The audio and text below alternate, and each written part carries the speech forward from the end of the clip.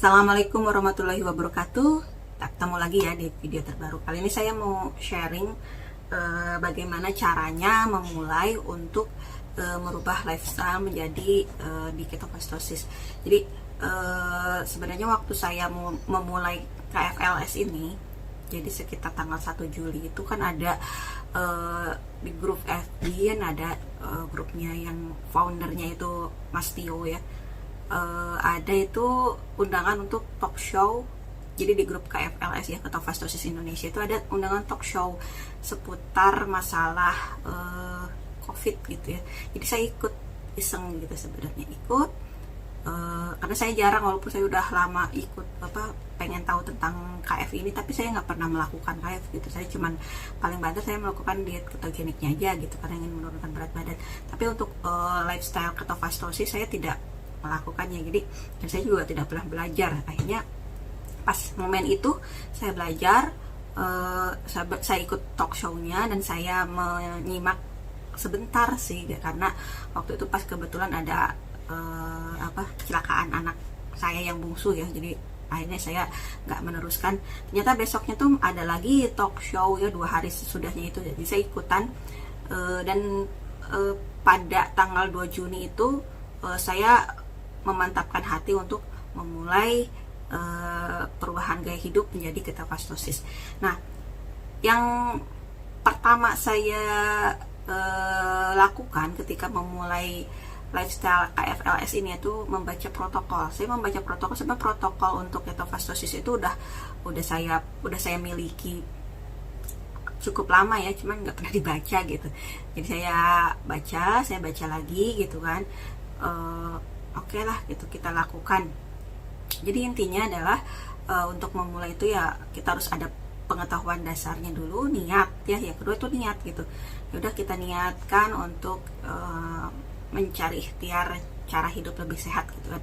Nah kemudian untuk pola makannya ya, pola makan yang saya lakukan saat itu adalah memang skip sarapan gitu. Saya tidak lakukan sarapan, jadi saya tidak minum apa-apa. Maksudnya saya tidak minum yang berkalori gitu. Jadi saya cuma minum air putih atau teh tawar atau kopi pahit ya. Biasanya saya minum kopi yang tanpa gula ya, memang, dan tidak meminum susu gitu ya. Jadi saya minum air putih, air teh tawar, dan saya menyetok VCO, Virgin Coconut Oil gitu saat itu, karena untuk mempercepat kondisi tubuh ketosis gitu istilahnya ya.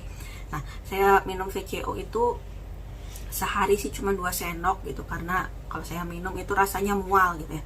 Nah, untuk makan siangnya sebenarnya pola makannya simple ya. Jadi kan kita kalau makan biasa itu kan ada lauknya, ada sayurnya, ada nasi kan biasanya. Cuman yang nasi, sayur sama lauk yang nabati saya nggak makan. Saya cuma makan lauk yang hewani ya, seperti ya sumbernya itu kan bisa macam-macam ya, ada telur, ikan, ayam ataupun daging ya. Paling sering itu adalah telur gitu.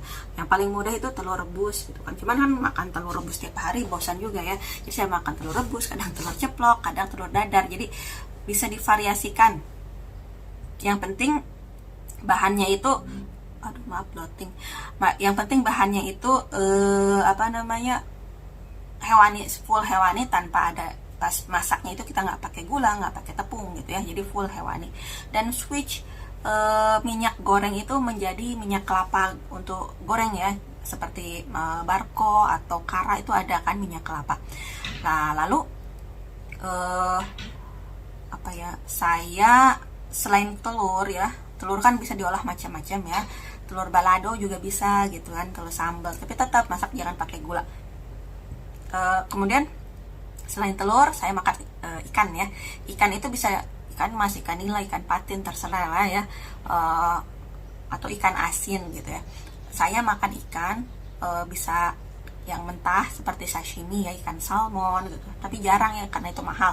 Cuma kalau yang lebih sering itu adalah ikan nila sama ikan kembung ya, digoreng aja enak gitu, digoreng pakai sambal gitu ya. Bisa pakai balado bisa, atau kalau misalkan mau kan orang Palembang suka pindang ya, pindang juga bisa, tapi bikin sendiri. Kalau pindang kan biasanya pakai ada unsur gula sama kecap ya, jadi kita gulanya diganti aja, atau nggak usah pakai gula, jadi apa ya, sop kali ya, sop ikan. Atau kalau misalnya mau pindang bener, gulanya itu diganti, ada gula pengganti seperti eritritol ya, atau diabetasol. Cuma saya lebih suka eritritol karena rasanya lebih seperti gula gitu, maksudnya nggak terlalu ada rasa pahit-pahitnya. Kecapnya ganti dengan kecap Tropicana Slim, ada kecap merek Tropicana Slim ya, itu mudah aja sih. Itu saus jangan makan ya, saus jangan makan, jadi bikin aja sendiri sambal gitu kan. Dikurangi apa namanya, dikurangi gulanya, terus kalau bisa bikin sambal jangan usah pakai tomat gitu ya, nggak usah pakai tomat ya. Nah apa lagi ya, oke kita lanjutin ya. Tadi saya nonaktifkan dulu sinyalnya. Jadi ikan kita bisa olah macam-macam ya. Dipepes juga bisa. Saya sih lebih suka dipepes, tapi karena saya nggak bisa ribet ya gitu, jadi saya cuman kadang-kadang goreng aja, minta tolong si bibi gorengin gitu kan. Nah selain itu ayam ya, ayam juga bisa, ayam goreng, ayam pepes, ayam ungkep, apalagi ya, ayam bisa di macam opor ayam gitu kan. Itu kan murah meriah ya gitu, maksudnya nggak terlalu mahal ya, makanan yang kita makan sehari-hari dan bisa dimakan sama keluarga juga gitu. Cuman cara masaknya aja gitu, nggak usah pakai gula gitu, nggak usah pusing-pusing menunya apa, menunya bebas sih sebenarnya. Kalau kata founder KFLS itu Mas Tio, kita tuh nggak usah di KFLS ini, kita tidak perlu ribet-ribet ngukur kalori, ngukur karbonya berapa, proteinnya berapa, lemaknya berapa persen gitu, ditimbang-timbang nggak perlu. Yang penting tinggalin karbohidrat, udah aja selesai gitu kan, kayak gitu ya. Apa aja yang mengandung karbohidrat kalian cari sendiri gitu ya, nggak harus gula aja yang dihindari, tapi karbohidrat, sumber-sumber karbohidrat yang lain gitu ya.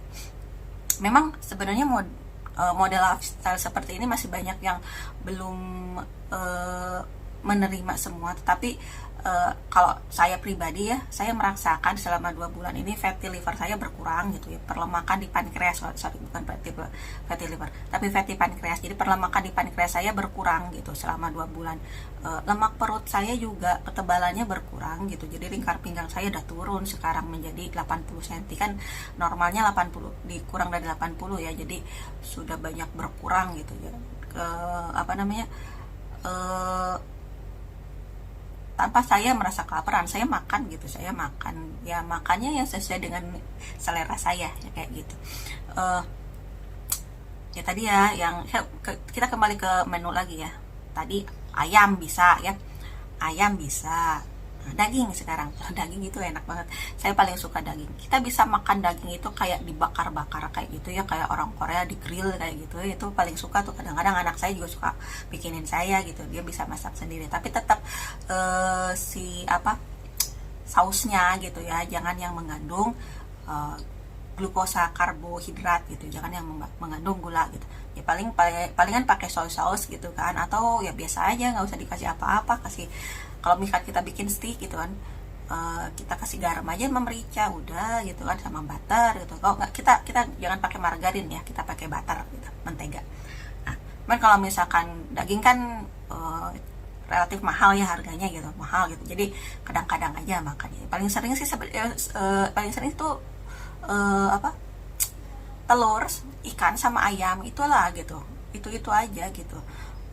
Nah kalau misalkan sudah agak lama, kita sudah terbiasa ya, kita jadi sebenarnya gimana ya, kita nggak usah bingung menentukan menu apa yang harus kita makan gitu. Kita menu biasa-biasa aja nggak apa-apa gitu, cuman kalau ada unsur sayur, unsur gula, kita jangan makan, hindari aja. Cuman kalau misalkan kalau kita beli gitu ya, cari menu yang kira-kira nggak pakai gula atau nggak pakai kecap gitu di dalamnya. Jadi kalau misalkan kalian biasa ya bolak-balik dari Muara Enim ke Palembang gitu, makan pasti ada makan di luarnya ya, walaupun masa pandemi gitu tetap harus makan gitu. Jadi saya pilih makan itu kayak sop gitu, sop atau ayam goreng ya, itu kan lebih mudah gitu. Ayam goreng ya, ikan bakar kadang-kadang saya pilih juga, cuman dia lebih sering yang dikasih kecap ya, jadi saya agak hindari. Jadi saya lebih memilih ayam bakar, ayam goreng, ikan goreng. Tapi saya lebih sukanya sih sop buntut gitu yang paling saya minum gitu. Nah, jadi itu aja sih sebenarnya, menunya simple gitu, nggak usah ribet, nggak usah apa sih namanya, dihitung-hitung ya berapa persennya. Yang penting kita puasa dari jam 8 malam sampai jam 12 malam, jam 12 siang kita mulai makan. Start makannya itu refillnya itu dari jam 12 siang sampai jam 8 malam. Nah itu, jadi sampai kita merasa lama-lama kita nggak akan merasa kekurangan makan, kita makan dikit aja udah kenyang gitu, lama-lama akan seperti itu. Nah, proses seperti itu nanti kan tubuh itu asupan karbohidrat, glukosa ya dalam intake dari intake makanan itu kan di-cut sama kita. Jadi dia akan, si tubuh ini istilahnya ya akan mencari sumber energi yang lain selain dari intake glukosa. Jadi kita kan banyak storage timbunan lemak kita ya. Itulah yang digunakan oleh tubuh untuk mendapatkan energi. Jadi nggak sebenarnya kalau ini ya makronutrisi karbohidrat itu tidak esensial, karena yang esensial itu adalah bisa kita hasilkan dalam tubuh kita sendiri seperti itu. Nah, kenapa puasa? Itu karena untuk mempercepat kondisi tubuh kita menuju istilahnya proses kelaparan, tapi nggak lapar gitu, kelaparan ya. Ketika proses tubuh kita lapar gitu, si tubuh itu baru akan membakar atau akan mengolah si timbunan lemak kita ya, kayak gitu ya. Jadi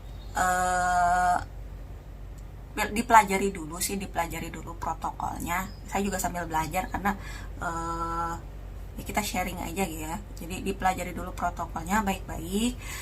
Untuk menu kita nggak usah ribet-ribet gitu kan, tetapi kalau sebisa mungkin kita jauhi karbohidrat, termasuk bumbu-bumbunya gitu ya.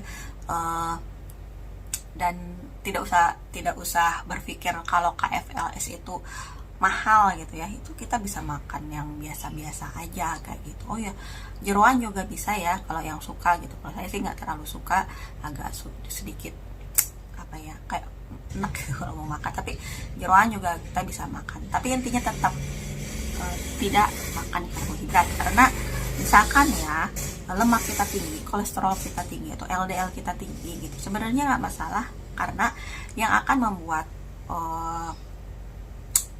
berbahaya itu si LDL itu adalah ketika oxidized. Jadi LDL teroksidasinya oleh glukosa. Jadi yang dihindari adalah gula gitu, bukan gula pasir ya, glukosa itu sumber gula itu kan dari karbohidrat. Jadi intinya itu jangan hiperglikemik ya. Itu mungkin sekian ya share tips untuk bukan tips sih sebenarnya, share aja ya, share tentang pertama-tama apa yang harus kita lakukan, menu apa yang harus kita susun ketika kita mau memulai KFLS. Jadi nggak usah ribet-ribet, bismillah aja, semoga sehat. Ini anggap ini ikhtiar, kita banyak belajar gitu ya, jangan pengen cepat ada hasil. Setiap ikhtiar itu harus sungguh-sungguh gitu ya.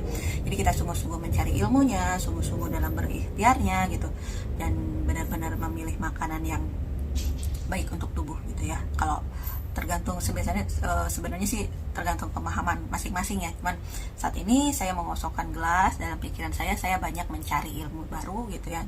Sebenarnya ilmu lama tapi saya baru tahu gitu. Bahkan sebenarnya founder KFLS itu dia bukan dokter, dia seorang teknik elektro gitu.